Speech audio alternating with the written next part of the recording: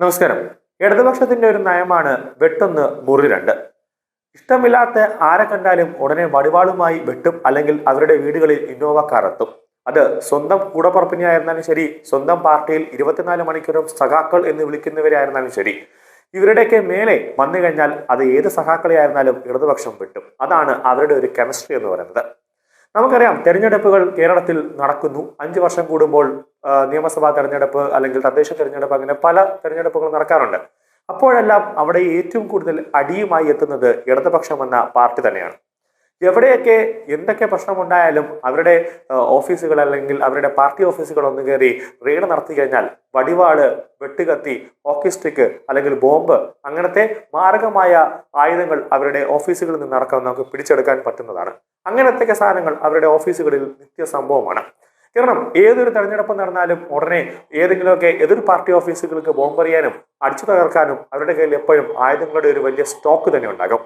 കാരണം എപ്പോഴും മറ്റുള്ളവരെ ദ്രോഹിക്കുക അല്ലെങ്കിൽ ചോര കണ്ട് അറപ്പ് തീരാത്ത ഒരു പാർട്ടി അല്ലെങ്കിൽ ആ പാർട്ടിയിലെ നേതാക്കളാണ് CPM എന്ന് പറയുന്നതിൽ യാതൊരു തെറ്റുമില്ല. നമുക്കറിയാം, കഴിഞ്ഞ ദിവസമാണ്, അതായത് ഈ മാസം ഡിസംബർ മാസം 13-ാം തീയതിയാണ് തദ്ദേശ തെരഞ്ഞെടുപ്പിന്റെ ഫലപ്രഖ്യാപനം പുറത്തു വന്നത്.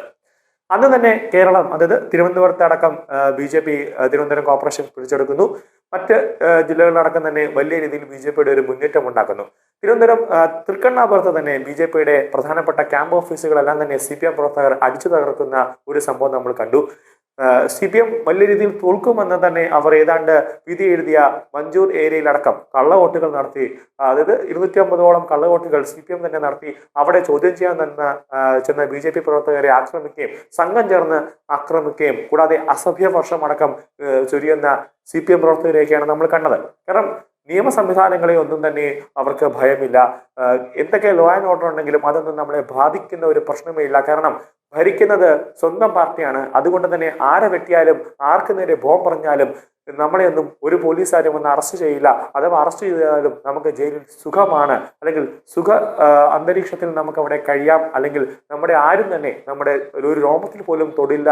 അഥവാ അറസ്റ്റ് ചെയ്താലും നിസ്സാരമായ ജാമ്യം കിട്ടാവുന്ന ഏതെങ്കിലും കേസുകൾ നമുക്ക് നേരെ പോലീസ് ചാർജ് ചെയ്യും എന്നൊരു വിശ്വാസം ഇവർക്ക്, പാർട്ടി അണികൾക്ക് ഉള്ളത് കൊണ്ടാണ് ഇവർ ഓരോ ദിവസവും ഓരോ നിമിഷം ആക്രമണങ്ങൾ ഇങ്ങനെ കേരളത്തിൽ അഴിച്ചുവിട്ടുകൊണ്ടിരിക്കുന്നത്.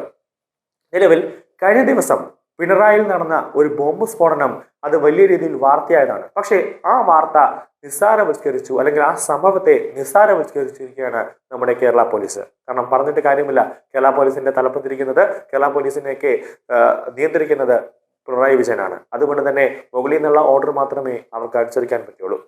ബോംബ് പൊട്ടിത്തെറിച്ച് CPM പ്രവർത്തകന്റെ കൈ തകർന്നു എന്ന വാർത്തയാണ് ആദ്യമേ തന്നെ പുറത്തേക്ക് വന്നത്. പക്ഷേ പോലീസ് ആ FIR ഇട്ടപ്പോൾ ബോംബെന്ന് മാറി അത് പടക്കമായി. ബോംബ് കയ്യിൽ നിന്ന് പൊട്ടി കൈപ്പത്തി തകർന്ന CPM പ്രവർത്തകൻ വിപിൻ രാജിനെതിരെ ദുർബലമായ വകുപ്പുകളാണ് പോലീസ് ചുമത്തിയത്. അതായത് കണ്ണൂരിൽ ഒരു സ്ഫോടനം നടത്താൻ വേണ്ടി പ്ലാൻ ചെയ്തു CPM പ്രവർത്തകർ എന്ന് വേണം നമുക്ക് അനുമാനിക്കാൻ. നമുക്കറിയാം, തെരഞ്ഞെടുപ്പ് കഴിഞ്ഞതിന് ശേഷം പുറത്തേക്ക് വന്ന പല വീഡിയോകളിലും CPM പ്രവർത്തകർ വടിവാളുമായും വെട്ടുകത്തികളുമായും കമ്പുമായും ഒക്കെ ഇങ്ങനെ റോഡിൽ കൂടെ നടക്കുന്നതും ജനങ്ങളെ ഭീഷണിപ്പെടുത്തുന്നതും അടക്കം വീഡിയോകൾ നമ്മൾ കണ്ടതാണ്. അപ്പോൾ കണ്ണൂരിൽ വ്യാപകമായ ഒരു ആക്രമണത്തിന് CPM പദ്ധതിയിട്ടിരുന്നു എന്നതിന്റെ ഒരു തെളിവാണ് കണ്ണൂരിൽ ഒരു ബോംബ് പൊട്ടി CPM പ്രവർത്തകന്റെ കൈപ്പത്തി തകർന്നു എന്നത് വാർത്ത. അങ്ങനെ വേണം നമുക്ക് അനുമാനിക്കാൻ. സ്ഫോടക വസ്തു അശ്രദ്ധമായി കൈകാര്യം ചെയ്തതിനുള്ള വകുപ്പുകളാണ് ഇയാൾക്കെതിരെ ചുമത്തിയിരിക്കുന്നത്. പിണറായി പോലീസാണ് കേസ് രജിസ്റ്റർ ചെയ്ത് അന്വേഷിക്കുന്നത്. ചൊവ്വാഴ്ച വൈകുന്നേരം 3 മണിയോടെയാണ് പിണറായി വേട്ടുണ്ടായി കടൽക്കരയിലാണ് സ്ഫോടനം നടന്നത്. മുഖ്യമന്ത്രി പിണറായി വിജയന്റെ വീടിന് തൊട്ടടുത്താണ് സംഭവം നടന്നത്. ബോംബ് കയ്യിലെടുത്ത് പരിശോധിക്കുന്നതിനിടെയാണ് സ്ഫോടനമുണ്ടായത്.